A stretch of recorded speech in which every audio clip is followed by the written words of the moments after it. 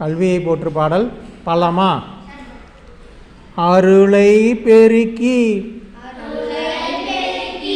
அறிவை திருத்தி மருளை அகற்றி மதிக்கும் தெருளை அருந்துவதும் ஆவிக்கு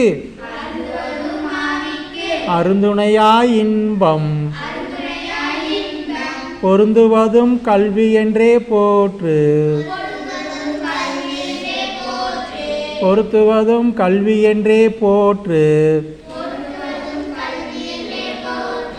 இதை எழுதுவது யாரு? செய்கு தம்பி பாவலர். சரியா? பெருக்கினா வளர்த்து, பெருக்கினா என்னது? வளர்த்து அப்படின்னு சொல்லுவோம். மருளைனா மயக்கம், மருளைனா என்னது? மயக்கம்.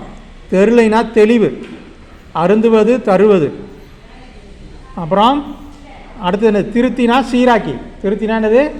சீராக்கி. மதினா அறிவு, மதினா என்ன? அறிவு. ஆவினா உயிர், ஆவினா உயிர். பொருத்துவதுனா சேர்ப்பது.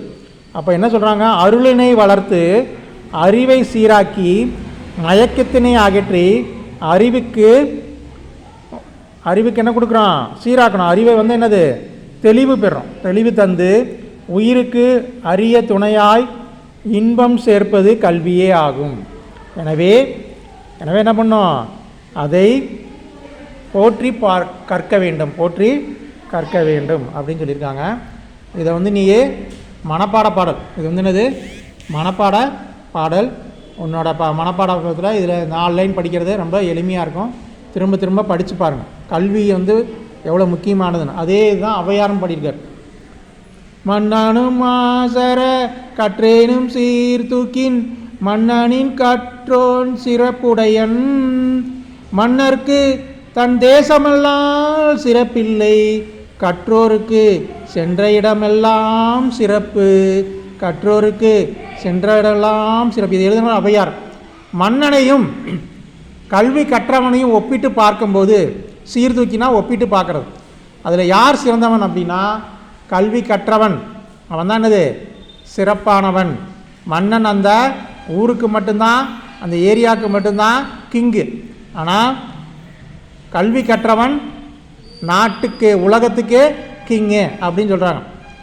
தன் தேசம் மட்டும்தான் மன்னனுக்கு இருக்கும். ஆனால் உலகத்துக்கே என்ன பண்ணலாம்? அறிவை புகட்டக்கூடிய வல்லமை கல்விக்கு உண்டு. அப்போ படித்தவன் தான் பெரியவன் எந்த காலத்தில் சொல்லியிருக்காங்க? ஔவையார் அந்த காலத்திலே சொல்லியிருக்காங்க. மன்னனும் மாசர கற்றேனும் சீர்தூக்கின் மன்னனின் கற்றோன் சிறப்புடையன் மன்னர்க்கு தன் தேசமல்லால் சிறப்பில்லை கற்றோருக்கு சென்ற இடமெல்லாம் சிறப்பு. இதில் எதுகை போட்டிருக்காங்க. எதுகை மொழினா உனக்கு தெரியும். 2வது எழுத்து ஒன்றி வருவது. அருளை, மருளை, அருந்துவது, பொருந்துவது. இப்போ இதெல்லாம் எதுகை சொற்கள். இதெல்லாம் என்னது? எதுகை சொற்கள் அப்படின்னு சொல்கிறோம். புரியுதா?